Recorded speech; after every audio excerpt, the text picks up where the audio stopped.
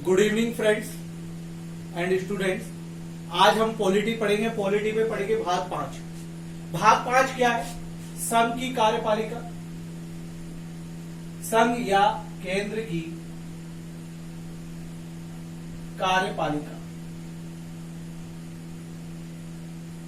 संघ या केंद्र की कार्यपालिका। इसको थोड़ा सा हिंदी में समझना पड़ेगा और कुछ वर्ड जो इंग्लिश में यूज होते हुए बताता जाऊंगा। तो आज हम राजनीति में, पॉलिटी का मतलब क्या होता है? राजनीति। राजनीति में हम पढ़ रहे हैं भाग 5 और भाग 5 क्या है? संघ या केंद्र की कार्यपालिका। ये संघ या केंद्र की कार्यपालिका अनुच्छेद या आर्टिकल 52 से 151 तक है। भाग 5 आज हम राजनीति पढ़ रहे हैं। राजनीति में भाग 5 पढ़ रहे हैं। भाग 5 में क्या है? संघ या केंद्र की कार्यपालिका। ऐसे ही मैं पूरे जो 22 भाग है एक एक भाग करके अपन पढ़ते जाएंगे। आगे पीछे जरूर होगा, लाइव क्लास मिलती तो अपन स्टार्टिंग से पढ़ते। क्लियर बात समझ आया? तो क्या हुआ? भाग 5 में संघ या केंद्र की कार्यपालिका। ये अनुच्छेद कहां से कहां तक है? 52 से 151। याद रखना भाग 5 क्या है? संघ या केंद्र की कार्यपालिका। भाग 5 में आर्टिकल कहां से कहां तक है? अनुच्छेद कहां से कहां तक है? 52 से लेके 151, 52 से लेके 151 तक है। अब हम बात समझते हैं कि कोई भी अधिनियम बनता है तो कैसे बनता है। कोई भी अधिनियम बनता है तो कैसे बनता है? क्लियर बात समझ में आया? कोई भी अधिनियम बनता है तो कैसे बनता है। पहले देखते हैं अधिनियम के अंतर्गत क्या आता है। अधिनियम समझने की बात है बेटा, अगर इसको समझ लिया तो याद करने की जरूरत नहीं है। क्लियर बात समझ आया? फिर से बोल रहा हूं मैं, भाग 5 पढ़ रहे हैं, संघ या केंद्र की कार्यपालिका। यह अनुच्छेद कहां से कहां तक है? 52 से 151 है। अधिनियम की बात करें तो अधिनियम 3 तरीके से बनता है। पहला, अधिनियम के अंतर्गत क्या आती है? विधायिका। क्या आती है अधिनियम के अंतर्गत? क्या आती है? विधायिका। क्लियर बात समझ में आया? दूसरा आती है कार्यपालिका। दूसरा क्या आती है? कार्यपालिका। और तीसरा आपका आता है न्यायपालिका।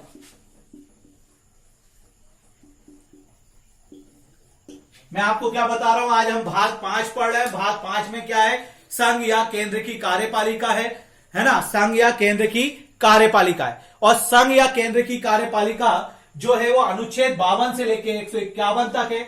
इसको समझने के लिए पहले हमने समझा अधिनियम। अधिनियम को इंग्लिश में बोलते हैं बिल।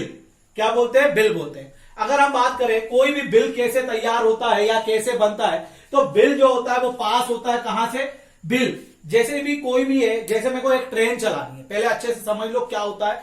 एक ट्रेन चलानी है इंदौर से लेके मैं बोल दूं कि झाबुआ तक एक ट्रेन चलानी है। तो इंदौर से झाबुआ तक मुझे ट्रेन चलानी है, तो मैं रेलवे मंत्री हूं। और मैं रेलवे मंत्री हूं तो मेरे जो अधिकारी होंगे, रेलवे अधिकारी, उनसे बोलूंगा कि एक प्रस्ताव बनाओ जिससे कि उसको हम संसद में रख सके। तो एक प्रस्ताव बनाएंगे, अधिकारी लोग एक प्रस्ताव बनाएंगे और वो मंत्री को दिखाएंगे। मंत्री उसको कहां दिखाएगा? अपनी सरकार के पास मंत्री परिषद में दिखाएगा। और मंत्री परिषद अगर उसको पास कर देती है तो वो कहां पर आएगा? संसद या विधानमंडल में आएगा। क्लियर? अभी मैं क्लियर कर रहा हूं सब चीज। अगर संसद में आएगा तो अभी तो वो प्रस्ताव है, क्या है? वो पूरा का पूरा प्रस्ताव चल रहा है। जैसे ही संसद में आएगा और वहां का संसद का अध्यक्ष उसको अनुमति देगा, उस पर जैसे ही बहस चालू होती है तो वो क्या बन जाता है? विधेयक बन जाता है। तो कोई भी प्रस्ताव, जब किसी भी प्रस्ताव पर बहस चालू हो जाती है तो वो क्या बन जाता है? विधेयक। और विधेयक जब संसद के दोनों सदनों से पास हो जाता है और राष्ट्रपति उस पर हस्ताक्षर कर देता है तो वो क्या बन जाता है? पहले प्रस्ताव, फिर विधेयक और फिर अधिनियम बन जाता है, एक्ट बन जाता है। क्लियर बात समझ में आ गया? कानून बन जाता है। तो मैं फिर से बता रहा हूं कि कोई भी प्रस्ताव आएगा, प्रस्ताव संसद में आएगा, संसद में जैसे ही बहस चालू होगी तो वो क्या बन जाएगा? विधेयक। और उसको राष्ट्रपति जब आखिरी अनुमति देगा तो वो क्या बन जाएगा? आपका अधिनियम बन जाएगा। अधिनियम कौन बना रहा है? विधायिका बना रही है। विधायिका भी सॉरी विधायिका बना रही है। अधिनियम कौन बना रही है? विधायिका। अधिनियम को लागू कौन करता है? कार्यपालिका करता है। मान लो एक अधिनियम बन गया शिक्षा का अधिकार। कि 6 से 14 वर्षों के बच्चों को निःशुल्क शिक्षा दी जानी चाहिए। अगर ये आर्टिकल 21A में है, अभी अपन उधर नहीं पढ़ रहा है, अपन इसको देख रहे हैं, तो एक अधिनियम बनाना है। भारत सरकार ने एक अधिनियम बात की कि शिक्षा मंत्रालय ने बोला कि 6 से लेकर 14 साल तक के वर्ष तक के बच्चों को क्या निःशुल्क शिक्षा दी जाना चाहिए। तो वो पहले क्या बनेगा, प्रस्ताव, फिर कहा जाएगा संसद में, जैसे ही बहस चालू होगी तो वो क्या बन जाएगा, विधेयक, और विधेयक पर जैसे ही राष्ट्रपति साइन करेगा तो वो क्या बन जाएगा, अधिनियम बन जाएगा।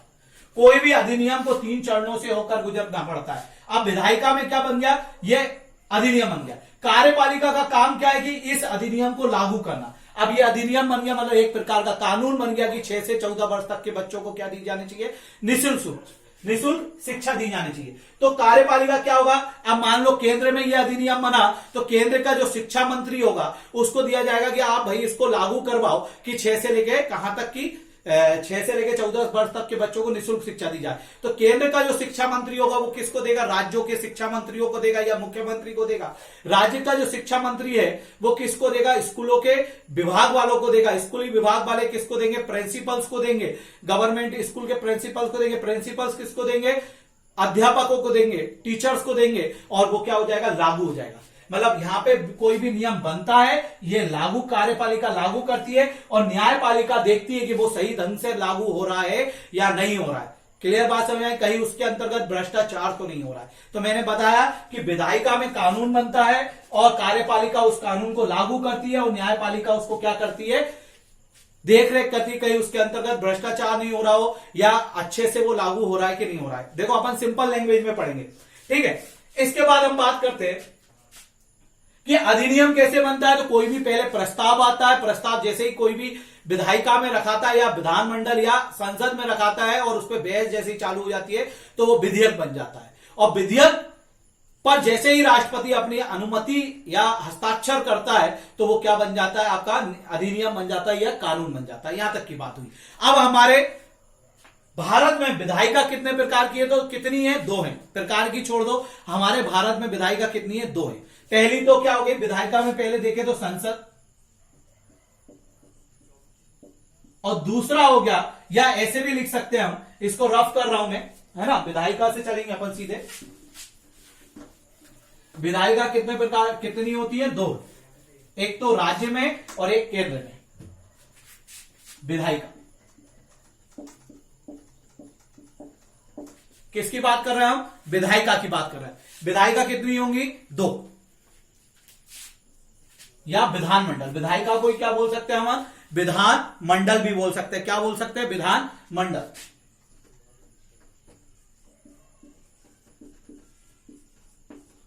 अगर आपसे पूछा जाए कि भारत में विधानमंडल कितने हैं तो 2 हैं। अब बात करते हैं विधायिका या विधानमंडल भारत में 2 हैं। तो पहला क्या होगा, केंद्र का विधानमंडल, केंद्र विधानमंडल, और दूसरा क्या होगा, राज्य विधानमंडल।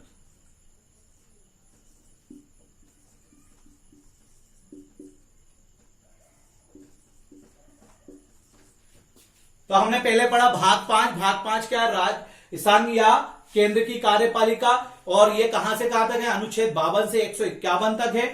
अनुच्छेद 52 से 151 तक है। इसके अंतर्गत क्या आता है, विधायिका। विधायिका कितने प्रकार की होती है, 2। एक तो केंद्र या विधानमंडल कितने प्रकार का होता है, 2। केंद्र की विधायिका और राज्य की विधायिका। केंद्र की विधायिका को बोला जाता है संसद। केंद्र की विधायिका को क्या बोला जाता है, संसद। क्लियर बात समझ में आया। केंद्र की विधायिका जो है वो कौन से आर्टिकल में दी गई है बेटा, केंद्र की विधायिका जो है वो 79 अनुच्छेद 79 में दी गई है। ये डायग्राम जरूर बनाना है और समझ में आ जाएगा। क्लियर, मैं बता रहा हूं विधायिका हमारे भारत में कितने प्रकार की, या विधानमंडल कितने प्रकार का, 2। एक तो केंद्र का विधानमंडल और दूसरा कहां का विधानमंडल, राज्य का विधानमंडल। केंद्र के विधानमंडल को क्या बोलते हैं, संसद बोलते हैं, और राज्य के विधानमंडल को राज्य का विधानमंडल ही कहते हैं। क्लियर बात है। जो केंद्र का विधानमंडल, केंद्र का विधानमंडल का अनुच्छेद कौन सा है, 79। कौन सा अनुच्छेद है, 79। इसमें 89 प्लस कर दोगे, याद रखना, कुछ आर्टिकल्स में ऐसे ही बता दूंगा। इसमें 89 प्लस कर दोगे तो 168 किसका हो जाएगा, राज्य विधानमंडल का हो जाएगा। क्लियर।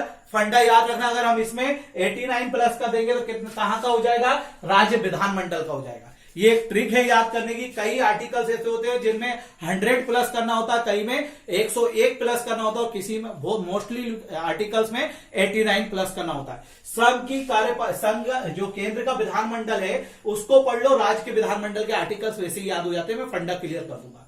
तो केंद्र के विधानमंडल को क्या बोलते हैं, संसद। कौन से आर्टिकल कौन से अनुच्छेद में आता है, 79। इसमें 89 प्लस करेंगे तो कौन सा विधानमंडल आ जाएगा, राज्य का विधानमंडल। और कौन सा अनुच्छेद होगा, 168।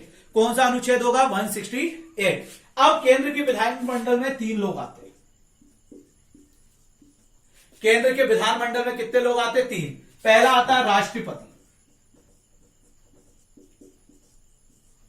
आर्टिकल 52।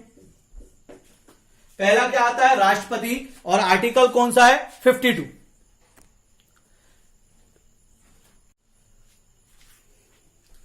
पहला आता है आपका केंद्र विधानमंडल में, पहला क्या आता है, राष्ट्रपति।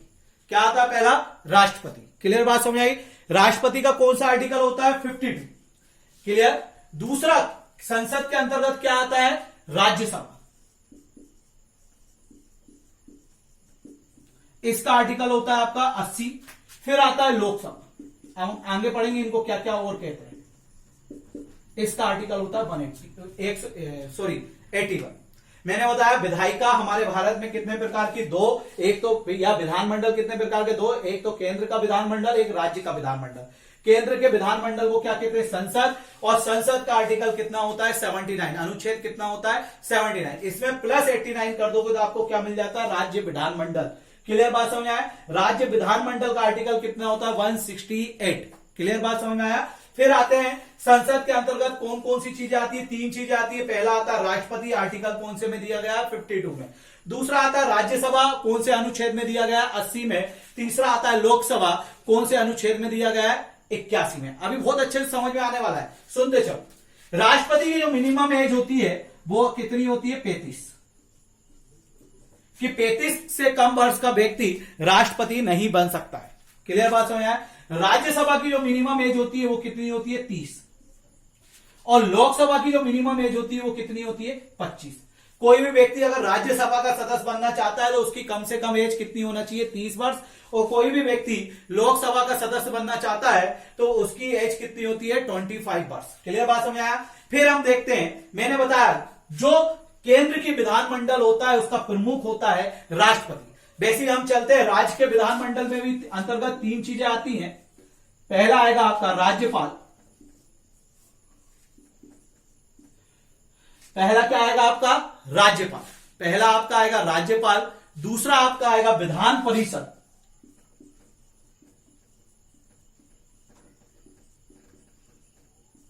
और तीसरा आएगा विधानसभा।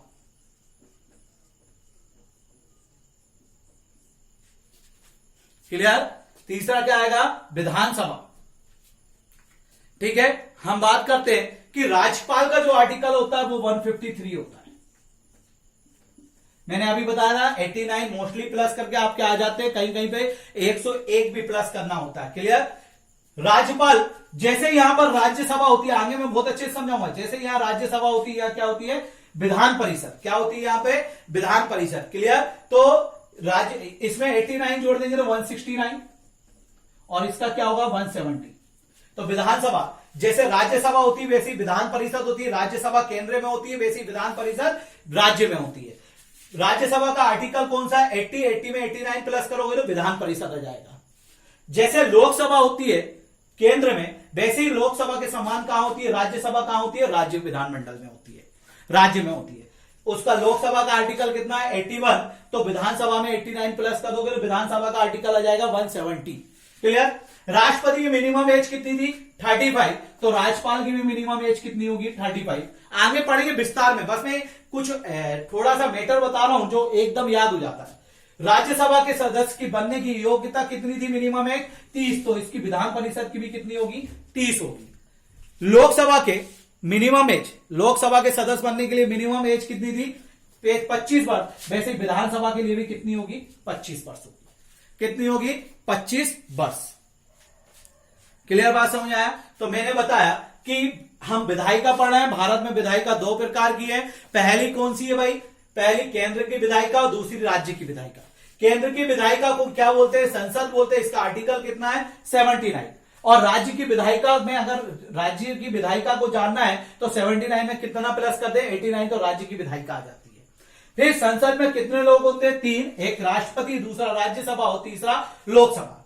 राष्ट्रपति का आर्टिकल है 52। भारत में एक राष्ट्रपति होगा, ये किसमें दिए बताया गया है? आर्टिकल 52 में बताया गया है। अभी आगे अपन पढ़ेंगे भी। और इसकी मिनिमम एज क्या होती है? 35 वर्ष। राज्यसभा का आर्टिकल कितना? जैसे राष्ट्रपति है, केंद्र की विधायिका में जैसे राष्ट्रपति है, वैसी राज्य की विधायिका में क्या है? राज्यपाल।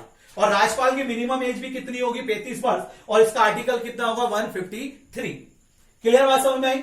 फिर जैसे यहां पे राज्यसभा होता है और उसका आर्टिकल 80 होता है, वैसे यहां पर राज्य विधायिका में विधान परिषद होती है और इसका आर्टिकल 89 प्लस कर दो, 80 में 169 होता है। दोनों की मिनिमम एज कितनी होती है? वहां के सदस्यों की योग्यता के लिए 30 वर्ष होती है। जैसे यहां लोकसभा होती है वैसे यहां विधानसभा होती है और वहां पे मिनिमम एज 25, तो यहां पे भी 25। इसका आर्टिकल 81 होता है और 81 में 89 ऐड कर दो तो 170 हो जाता है। कितना हो जाता है? 170। क्लियर बात समझ में आया?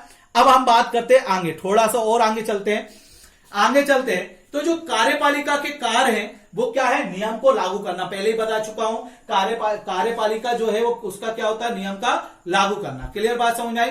तो हमने देखा पहले विधायिका इतने प्रकार की होगी। क्लियर? चलो अब आगे देखते हैं। कार्यपालिका जो होती है वो कितने प्रकार की होती है? 2 कार्यपालिका। अब तो ये विधायिका के बारे में हम जान लिए। अब कार्यपालिका की बात करें तो कितने प्रकार की होती है? 2 प्रकार की। याद रखना, हटा देते हैं इसको।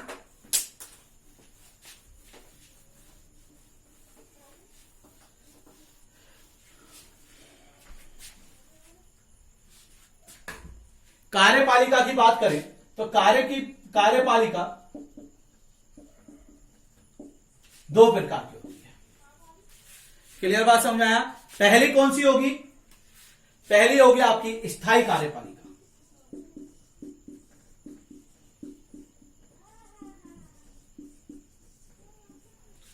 और दूसरी होगी आपकी अस्थायी कार्यपालिका।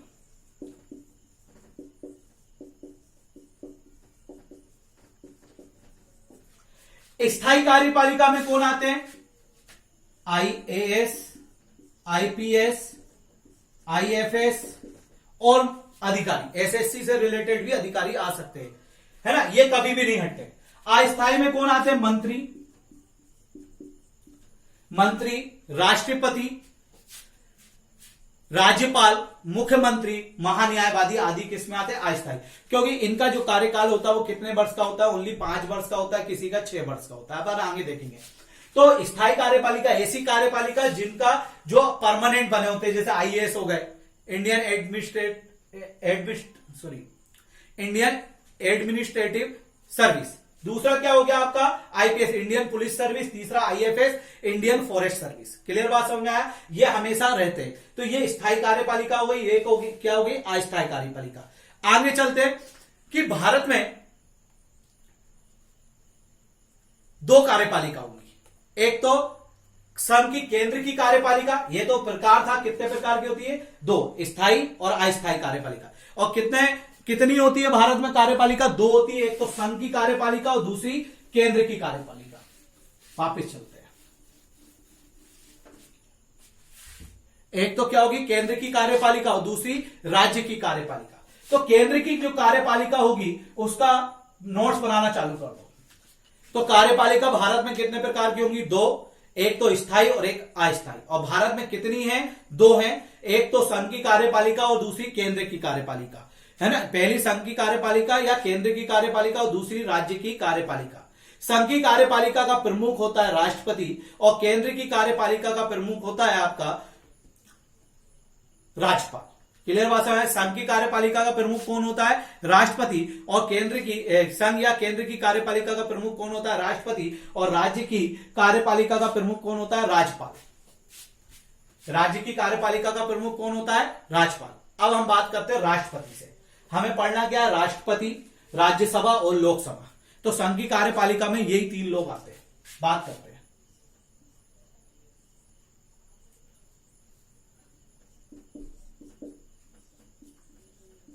राष्ट्रपति की बात करें। क्लियर बात समझ में आ गया। राष्ट्रपति की हम बात करें तो राष्ट्रपति के बारे में क्या कहा गया है कि भारत में एक राष्ट्रपति होगा। ये कौन से आर्टिकल के तहत कहा गया है? 52। अगर हम बात करें आर्टिकल 52 या अनुच्छेद 52, अनुच्छेद 52 कहता है कि इसके तहत भारत देश में एक राष्ट्रपति होगा। अनुच्छेद 52 में राष्ट्रपति का पद दिया गया है। आर्टिकल 52 में किसका पद दिया गया है? राष्ट्रपति का। फिर से बात कर रहा हूं, हम आज भाग 5 पढ़ रहे हैं, जिसका भाग 5 क्या है? संघ या केंद्र की कार्यपालिका। कौन से अनुच्छेद से? 52 से कहां तक है? 151 तक। हमने देखा विधायिका कितने प्रकार की होती है हमारे यहां? 2। वैसे कार्यपालिका भी कितने प्रकार की होती है? 2। क्लियर बात समझ में आ गया। विधायिका या कार्यपालिका में, केंद्र की कार्यपालिका या विधायिका में कितने लोग आते? 3, राष्ट्रपति, राज्यसभा और लोकसभा। क्लियर बात समझ में आया। अभी हम क्या पढ़ रहे हैं? राष्ट्रपति। आर्टिकल 52 में क्या दिया गया है कि भारत में राष्ट्रपति होगा या राष्ट्रपति का पद दिया गया है। आर्टिकल 52 में क्या दिया गया है? राष्ट्रपति होगा या राष्ट्रपति का पद दिया गया है। तो अगर आपसे पूछा जाए कि कौन से अनुच्छेद में राष्ट्रपति का पद दिया गया है या राष्ट्रपति होगा, तो अनुच्छेद 52 में होगा। क्लियर बात समझ आएगी। हम कौन सा भाग पढ़ रहे हैं? 5। कहां से कहां तक है? 52 से 151। क्या नाम है इसका? संघ या केंद्र की कार्यपालिका। इसमें सबसे पहला टॉपिक हम क्या पढ़ रहे हैं? राष्ट्रपति। कौन से अनुच्छेद में दिया गया है कि भारत में एक राष्ट्रपति होगा? अनुच्छेद 52 में। या राष्ट्रपति का पद कौन से अनुच्छेद में दिया गया है? अनुच्छेद 52 में। क्लियर बात समझ में आ गया। अनुच्छेद 53 में आते हैं। अनुच्छेद 52 में कहा गया है कि भारत में एक राष्ट्रपति का पद होगा या भारत में एक राष्ट्रपति होगा। अनुच्छेद 53 में कहा गया कि अनुच्छेद 53 के अनुसार राष्ट्रपति संघ की कार्यपालिका का प्रमुख होगा। मैंने बताया संघ या केंद्र की जो कार्यपालिका है उसका प्रमुख कौन होता है? राष्ट्रपति होता है। क्लियर बात समझ में आ गई। और राज्य की कार्यपालिका का प्रमुख कौन होता है? राज्यपाल होता है। राष्ट्रपति कौन से आर्टिकल में? 52 में। राज्यपाल कौन से आर्टिकल में? 153 में, 153 में। क्लियर बात समझ में आया। तो आर्टिकल 53 में कहा गया है कि राष्ट्रपति संघ की कार्यपालिका का प्रमुख होगा। राष्ट्रपति जो है वो संघ की कार्यपालिका का क्या होगा? प्रमुख। राष्ट्रपति जो है वो संघ की कार्यपालिका का प्रमुख होगा। क्लियर बात समझ में आ गया। आर्टिकल 52 में क्या कहा गया है कि भारत में एक राष्ट्रपति होगा। आर्टिकल 53 में क्या कहा गया है कि राष्ट्रपति होगा वो संघ की कार्यपालिका का प्रमुख होगा। अब आते हैं आर्टिकल 54। मैं यहां चेंज कर देता हूं। आर्टिकल 54 की बात करें, अनुच्छेद 54 की बात करें तो अनुच्छेद 54 के तहत राष्ट्रपति का निर्वाचन मंडल दिया गया है। इसके राष्ट्रपति के निर्वाचन मंडल के बारे में बताया गया है। आर्टिकल 54 में क्या बताया गया है? राष्ट्रपति का निर्वाचन मंडल। राष्ट्रपति का निर्वाचन मंडल क्या बताया गया? निर्वाचन मंडल। निर्वाचन मंडल।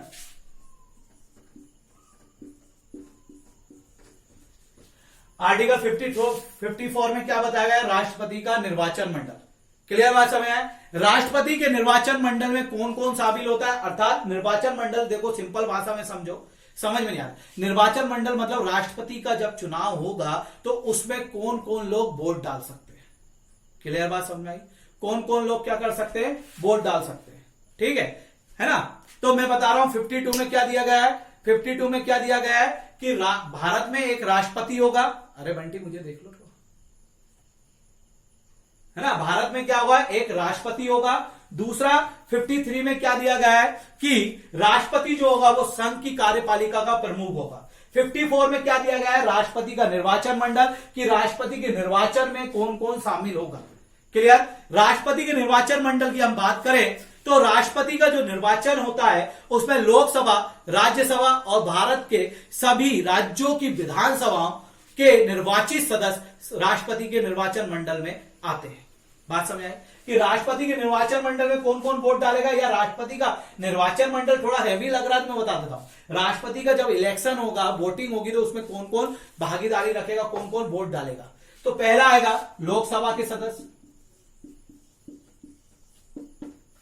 दूसरा राज्यसभा के सदस्य, और तीसरा सभी राज्यों की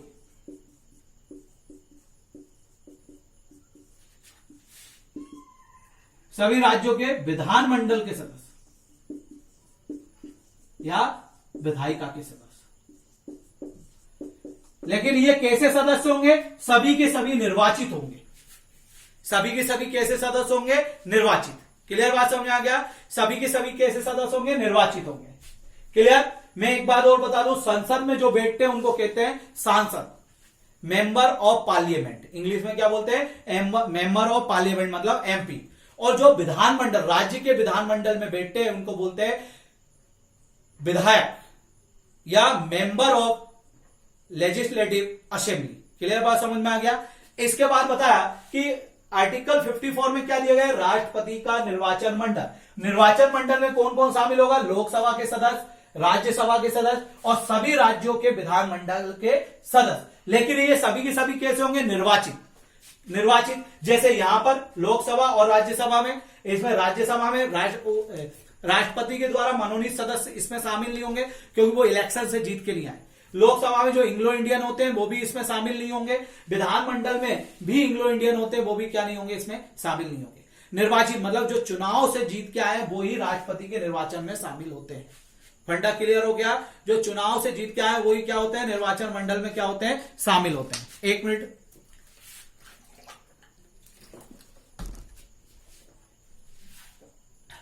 ठीक है, आगे बात करते हैं। तो मैंने बता दिया कि राज्य का जो विधानमंडल होता है, विधानसभा होती है, उसमें विधायक बैठते हैं और जो सांसद होती है उसमें सांसद बैठते हैं। संसद में कौन बैठते हैं? सांसद। क्लियर बात समझ में आ गया? मैंने एक चीज और बताई कि आर्टिकल 52 क्या है, जिसमें भारत में एक राष्ट्रपति का पद बताया गया है। आर्टिकल 53 क्या है? जो राष्ट्रपति होगा वो संघ की कार्यपालिका का प्रमुख होगा। आर्टिकल 54 में क्या बताया गया है? राष्ट्रपति का निर्वाचन मंडल, और राष्ट्रपति के निर्वाचन मंडल में कौन कौन शामिल होगा? लोकसभा, राज्यसभा और सभी राज्यों के विधानमंडल के सदस्य। लेकिन कैसे? निर्वाचित सदस्य, मनोनीत सदस्य नहीं होंगे। क्लियर बात समझ आ गया? अब बात आती है कि हर राज्य के लोकसभा, राज्यसभा और विधानमंडल के सदस्यों का मत मूल अलग अलग होता है। वैल्यू, उनके वोट की वैल्यू क्या होती है? अलग अलग होती है। राष्ट्रपति के निर्वाचन में जो सांसद होते हैं और विधायक होते हैं उनका मतमूल क्या होता है? अलग अलग होता है। अब मतमूल कैसे निकालते हैं देखते हैं।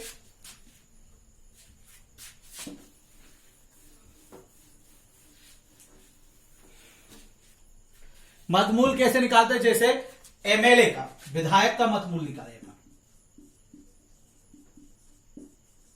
विधायक का मतमूल। एमएलए का मतमूल निकालें तो कैसे निकलेगा?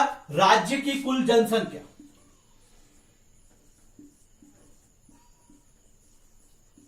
राज्य की कुल जनसंख्या बटे राज्य की कुल जनसंख्या बटे कुल विधानसभा सीटें।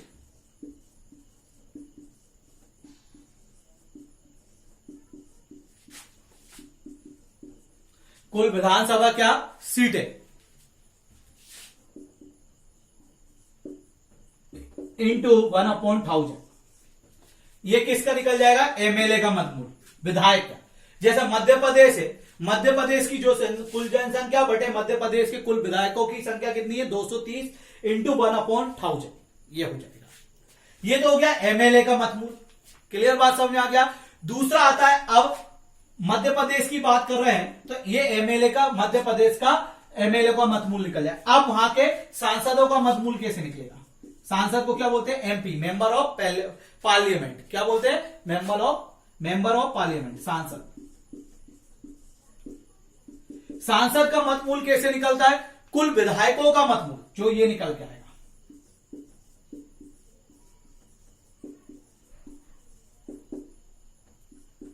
का मतमूल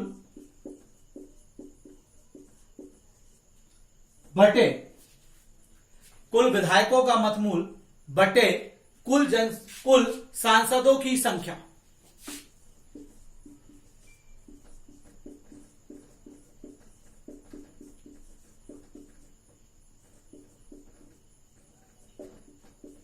कुल सांसदों की क्या? संख्या। मान लो, अब मैं इसको बहुत अच्छे से एक्सप्लेन करता हूं। तो मैंने बताया आर्टिकल 54 में राष्ट्रपति का निर्वाचन मंडल है और राष्ट्रपति के निर्वाचन मंडल में राष्ट्रपति के निर्वाचन मंडल में कौन कौन शामिल है? लोकसभा, राज्यसभा और विधानमंडल के सभी सदस्य शामिल है। लेकिन वो सदस्य कौन से शामिल है? निर्वाचित सदस्य। कैसे सदस्य होंगे? निर्वाचित सदस्य होंगे, पहली बात। अब हर राज्य के सदस्यों का मतमूल क्या होता है? अलग अलग होता है। मैं मध्य प्रदेश की बात करूं तो मध्य प्रदेश के जो विधायक होंगे या एमएलए होंगे उनका मतमूल होगा राज्य की कुल जनसंख्या बटे कुल विधानसभा की सीटें इंटू 1/1000। क्लियर बात समझ आ गया? अब मध्य प्रदेश के जो सांसद होंगे तो जो विधायकों का मतमूल आया होगा वो बटे हमारे मध्य प्रदेश में कितने सांसदों की सीटें, तो लोकसभा की कितनी है भाई और राज्यसभा की कितनी है, टोटल जो होंगी वो यहां आ जाएंगी।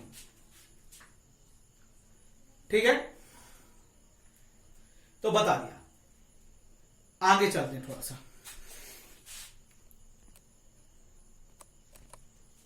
क्लियर? तो जो कुल विधायकों का मतमूल आएगा बटे क्या, कुल सांसदों की संख्या कहां? मध्य प्रदेश में। मध्य प्रदेश में लोकसभा सीटें कितनी? 29 और राज्यसभा सीटें कितनी? 11। तो टोटल सीटें कितनी हो जाएंगी सांसदों की? 40। क्लियर बात समझ में आ गई? तो ये तो था आपका आर्टिकल 54। फिर से बता रहा हूं, हमने पढ़ा भाग 5 पढ़ रहे हैं। भाग 5 में क्या पढ़ रहे हैं? संघ की कार्यपालिका या केंद्र की कार्यपालिका। कार्यपालिका दो प्रकार की होती है, एक स्थायी और एक अस्थायी। स्थायी में कौन आते हैं? जो अधिकारी होते हैं, जो गवर्नमेंट सर्वेंट होते हैं वो आते हैं। और अस्थायी में कौन? जो मंत्री लोग आते हैं जिनका कार्यकाल सिर्फ 5 या 6 वर्ष का होता है या 4 वर्ष का होता है। कुछ लोगों का 3 वर्ष का भी होता है, आगे हम बताएंगे। ठीक है, इसके आगे चलते हम कि हमने क्या पढ़ा आर्टिकल 52 कि संघ की कार्यपालिका में कौन कौन आते हैं या संघ के विधानमंडल में कौन कौन आते हैं? राष्ट्रपति, राज्यसभा और लोकसभा। राष्ट्रपति का आर्टिकल 52 मिनिमम एज 35। क्लियर? तो हमने पढ़ा पहले राष्ट्रपति में पहला पढ़ा अनुच्छेद 52, भारत में एक राष्ट्रपति का पद होगा। फिर पढ़ा 53 जिसमें दिया गया है कि भारत का जो राष्ट्रपति होगा वो संघ की कार्यपालिका का प्रमुख होगा। फिर पढ़ा 54, इसमें राष्ट्रपति के निर्वाचन मंडल दिया गया है। इसके निर्वाचन मंडल में सभी लोकसभा के और राज्यसभा के और विधानमंडल, सभी राज्यों के विधानमंडल के निर्वाचित सदस्य शामिल होंगे। क्लियर बात समझ आया? इसके बाद हमने पढ़ा कि हर राज्य के एमएलए और एमपी के मतमूल अलग अलग होंगे और उनका निकालने का तरीका पढ़ा। अब आता है आर्टिकल 55, राष्ट्रपति की निर्वाचन की पद्धति।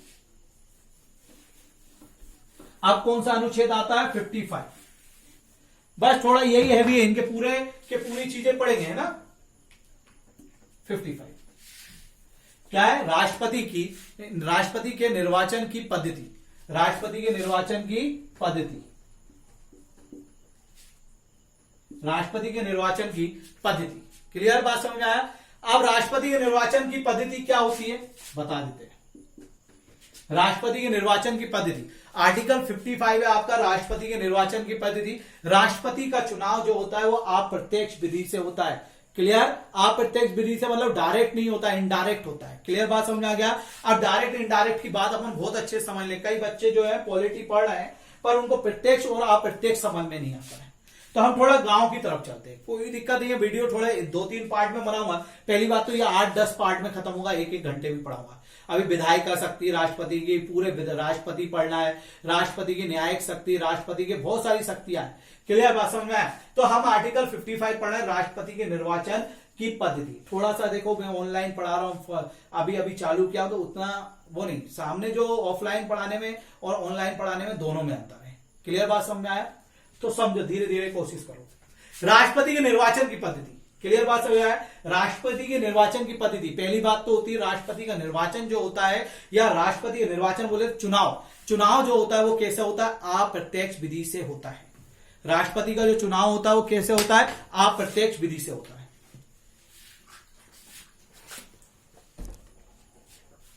ठीक है? अप्रत्यक्ष विधि क्या होती है? अब अपन गांव में चलते हैं। ठीक है? गांव में सभी ने देखा होगा उप सरपंच का चुनाव या सरपंच का चुनाव। मैं लिख लेता हूं सरपंच, इसका होता है प्रत्यक्ष। फिर आता है उप सरपंच। तो पहले तो बात कर ले अपन सरपंच की।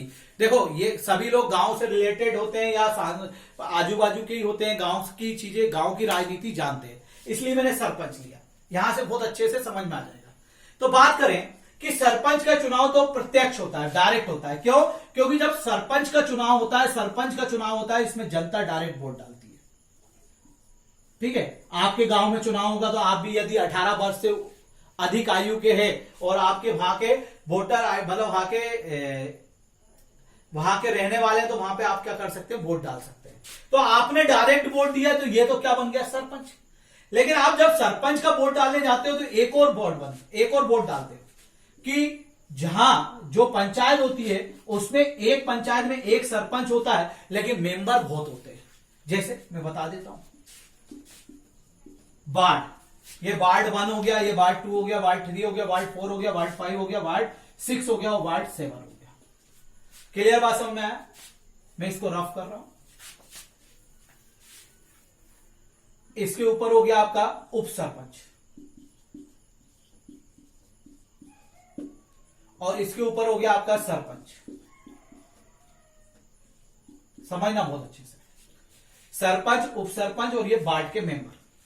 क्लियर? यहां ए और बी इलेक्शन में खड़े हुए हैं, यहां सी और डी इलेक्शन में खड़े हुए हैं, है ना, और यहां ई एफ और यहां जी एच, यहां आई जे, यहां के एल और यहां एम एन इलेक्शन में खड़े हुए हैं।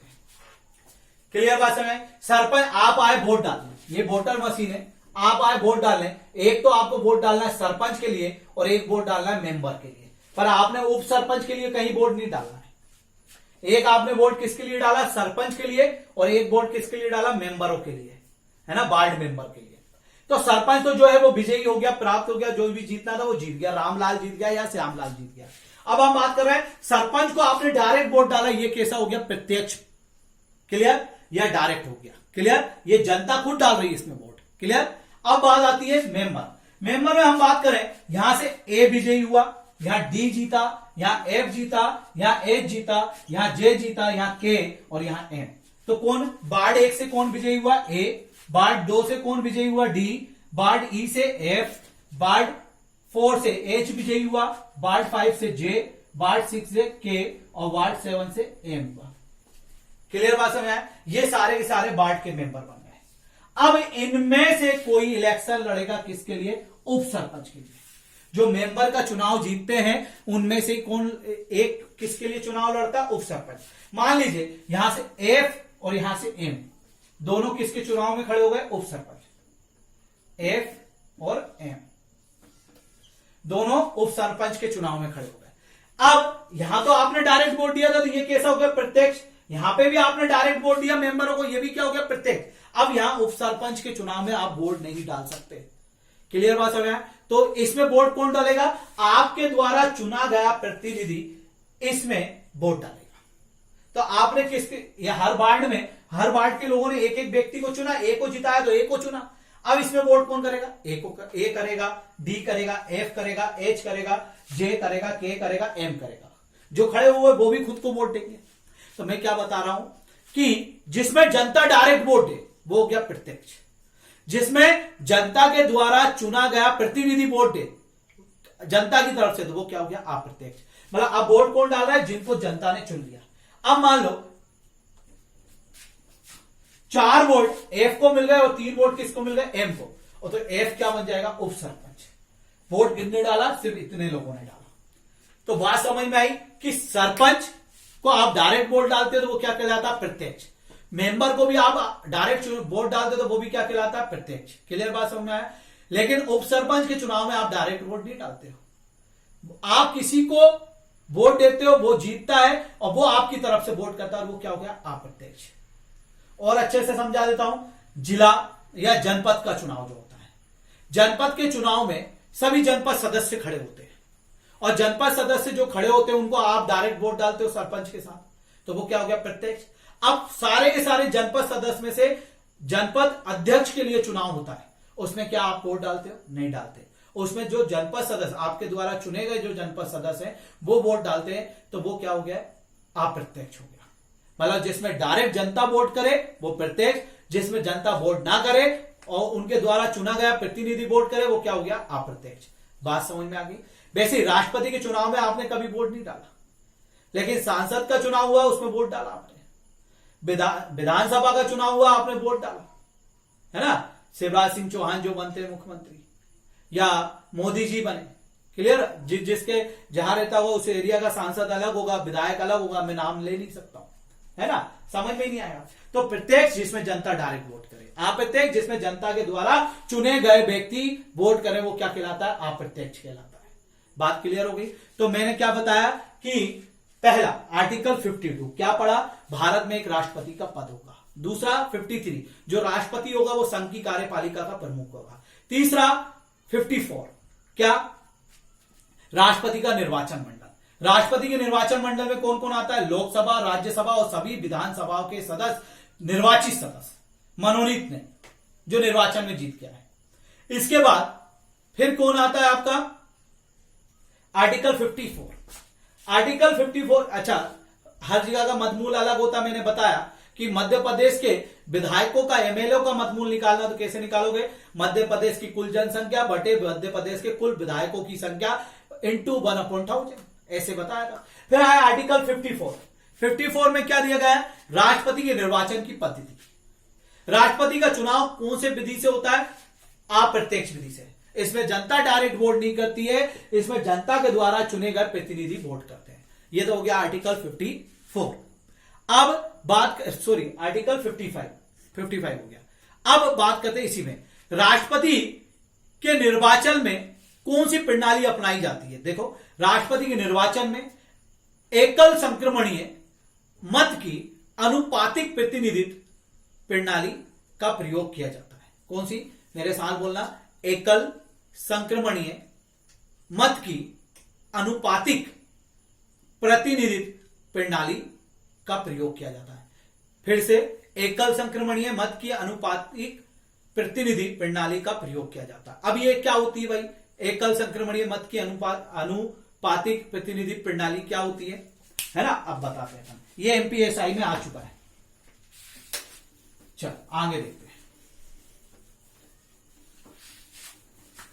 पहला तो एक सिंपल एग्जांपल, फिर मैं बता रहा हूं कि क्या होती है, क्लियर। इसके अनुसार क्या होता है, राष्ट्रपति, मतलब इस प्रणाली के अनुसार क्या होता है, राष्ट्रपति का चुनाव में मत देने वालों की वरीयता, प्रेफरेंस के प्राप्त करना होता है। मतलब राष्ट्रपति के चुनाव में क्या होता है, वरीयता या प्रेफरेंस, है ना, प्रेफरेंस प्राप्त करना होता है, क्लियर। तो अब बात करें कैसा होता है ये अनुपातिक प्रतिनिधि प्रणाली। आप कॉलेज का फॉर्म भरते हो, जब काउंसलिंग के लिए जाते हो, तो आप फर्स्ट नंबर पे मान लीजिए कोई कॉलेज है, रामलाल कॉलेज, है ना, श्यामलाल कॉलेज, तो आपको पहला प्रेफरेंस, आपने रामलाल डाला है तो आपको रामलाल ही मिलेगा। अगर उसकी सीट फुल हो जाएगी तो क्या मिलेगा, श्यामलाल। अब हम देखते हैं कैसे होते हैं वोटिंग इसकी। मान लीजिए मैं 4 लोगों को खड़ा कर लेता हूं राष्ट्रपति के चुनाव के लिए, ए, बी, सी और डी। ये चारों कहां खड़े हुए हैं, इलेक्शन में, क्लियर। चारों इलेक्शन में खड़े हुए हैं। यहां अपन बना लेते हैं पहला चरण। तो राष्ट्रपति का जो निर्वाचन है, राष्ट्रपति बनने के लिए 51% मत प्राप्त होना जरूरी है। जिसको 51% मत प्राप्त होगा वही क्या बन पाएगा, राष्ट्रपति बन पाएगा। ये बात याद रखना, राष्ट्रपति के चुनाव में विजयी होने के लिए या जीतने के लिए 51% मत प्राप्त होना चाहिए। 50% प्लस 1 नहीं, 51%, क्लियर। अब बात करते हैं, ए भी राष्ट्रपति के चुनाव के लिए खड़ा हुआ है, बी भी राष्ट्रपति के चुनाव के लिए खड़ा हुआ है, सी भी और डी भी, चारों इलेक्शन में खड़े हुए हैं, क्लियर। बात समझ आएगा, चरण बंद।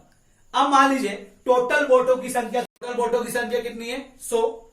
ए को 25 वोट मिले, बी को 35 वोट मिले और आपके सी को 25 वोट मिले और डी को कितने मिले, 15।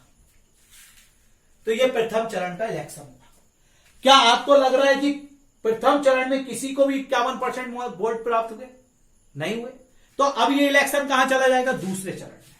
दूसरे चरण में जाने पे क्या होगा, जिसको सबसे कम मत मिलते हैं उसको इस इलेक्शन से हटा दिया जाएगा, क्लियर। अब मान लीजिए मैं लोकसभा का सदस्य हूं और मुझे वोट डालना है, तो मेरी पर्ची इस टाइप की आएगी। समझाने के लिए बता रहा हूं, ए, बी, सी, डी, 4 लोग खड़े हुए। मैं अपना पहला वोट किसको देना चाहता हूं, पहले मेरा वोट कहां जाए, डी के पास, 1 नंबर। दूसरे नंबर पे कहां जाए मेरा, बी के पास। तीसरे नंबर पे कहां जाए, सी के पास। और चौथे नंबर पे कहां जाए, ए के पास। ये मैंने वोट डाला तो प्रथम चरण में किसी को भी 51% वोट नहीं प्राप्त हुआ, तो मतलब कोई भी राष्ट्रपति नहीं बना और कोई भी विजयी नहीं हुआ। अब दूसरे चरण में जाने पर क्या होता है, प्रथम चरण में जो व्यक्ति को सबसे कम वोट मिले होते हैं वो उस इलेक्शन से हट जाता है। कौन हट गया, डी। अब डी के 15 वोट, मैंने पहला वोट किसको दिया था, डी। अब डी हट गया तो मेरा ऑटोमेटिक वोट किसके पास चला जाएगा, बी के पास। किसके पास पहुंच जाएगा, बी के पास। ऐसे डलती वोटिंग। अब ये कौन से चरण का चुनाव कहलाएगा, दूसरे चरण का, चरण 2। क्लियर। अब बात करें पहले चरण में क्या हुआ, किसी को 51% वोट प्राप्त नहीं हुए, सबसे कम जिसको वोट प्राप्त है वो हट गया इलेक्शन से, और उसका वोट जो था वो वरीयता प्रेफरेंस के आधार पर क्या हुआ, दूसरे के पास, बी के पास चला गया। क्लियर बात समझ में आ गया। ऐसे ही 15 वोट किसी ने, उसने जिसने दूसरा प्रेफरेंस अलग अलग दिया होगा वैसे उसके पास अलग चला गया। मान लो इसको 3 वोट मिल गए, तो इसके कितने हो गए, 28। क्लियर। इसको 7 वोट मिल गए तो इसके कितने हो गए, 42। क्लियर है ना, 3 7 10 और इसको 5 मिल गए तो ये कितने हो गए, 30। क्लियर।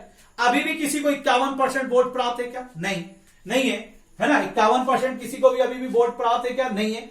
और अब मुझे बताओ इलेक्शन में सबसे कम वोट किसको दिख रहा है अभी इनमें से, तीनों में से ए को, ए इस इलेक्शन से क्या हो जाएगा, हट जाएगा। अब ये चुनाव कौन से चरण में चला जाएगा बेटा, तीसरे चरण में। तीसरे चरण में ये चुनाव चला जाएगा। कौन से चरण में चला जाएगा, तीसरे चरण में। अब सबसे कम जिसको वोट मिले होंगे अब उसको हटा दिया जाएगा। अब बचे कितने, 2 लोग। मान लो इसके 15 वोट इनके पास आ गए, 57 हो गए। 13 वोट इसके पास चलेगा, 43 हो गए। अब मुझे बताओ 51% वोट किसी को प्राप्त है क्या, 100 का 51% कितना हुआ, 51। तो किसको प्राप्त है, बी। और बी क्या बन जाएगा, राष्ट्रपति। बी क्या बन जाएगा, राष्ट्रपति। इसी को बोलते हैं एकल संक्रमणीय की अनुपातिक प्रतिनिधि प्रणाली। बात समझ में आया। इसी को होते हैं प्रथम चरण, दूसरे चरण। न्यूज पढ़ने में तभी मजा आता है जब पॉलिटी बहुत अच्छे से खत्म हो जाए, उसकी एक एक चीज रटना नहीं है, वो समझ में आना चाहिए। क्लियर बात समझ आई है ना। अब बताते हैं, आगे चलते हैं। यदि किसी उम्मीदवार को, पहले मैं पूरी चीजें एक्सप्लेन कर देता हूं। यदि किसी उम्मीदवार को पहले चरण में 51% मत प्राप्त नहीं होते तो दूसरा या तीसरा चरण की गणना की जाती है। दूसरा या तीसरे चरण की क्या की जाती है, गणना। दूसरा चरण की गणना में भी पहले चरण में सबसे कम मत मिलने वाले प्रत्याशी को के मत की वरीयता के आधार पर वितरित कर दिया जाता है, जैसे मैंने वितरित किया। क्लियर बात समझ। दूसरे चरण की गणना में पहले चरण में सबसे कम मत मिलने वाले प्रत्याशी के मत की क्या कर दी जाती है, वरीयता के आधार पर उसके वोट बांट दिए जाते हैं।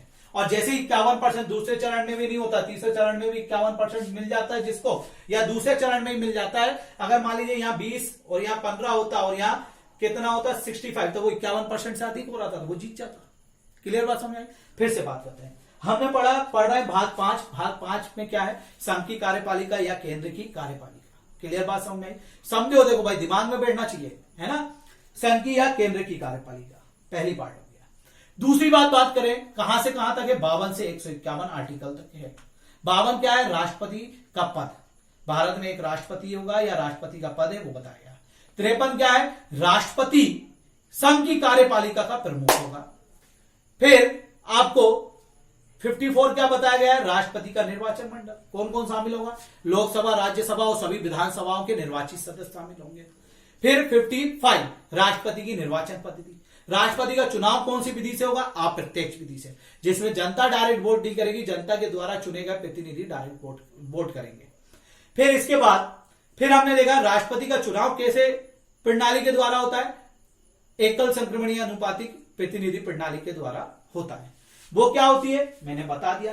राष्ट्रपति कब बनता है, जितने भी प्रत्याशी खड़े होते हैं उनमें से अगर जिसको 51% वोट प्राप्त हो जाते हैं, 51% से अधिक वोट जिसको प्राप्त हो जाते हैं वही राष्ट्रपति बन जाता है, या 51% वोट प्राप्त हो जाते हैं। इसमें चरण 1, दूसरा चरण, तीसरा चरण क्या होता है मैंने आपको बहुत अच्छे से समझा दिया। अब आता है राष्ट्रपति, आर्टिकल 56 है ना, राष्ट्रपति का कार्यकाल। आर्टिकल 56 अनुच्छेद 56 राष्ट्रपति का कार्यकाल। राष्ट्रपति का कार्यकाल 5 वर्ष का होता है। क्लियर बात समझ आए? राष्ट्रपति का कार्यकाल, आर्टिकल 56, राष्ट्रपति का कार्यकाल है ना। राष्ट्रपति का जो कार्यकाल होता है वो कितने वर्ष का होता है? 5 वर्ष का। क्लियर बात समझ?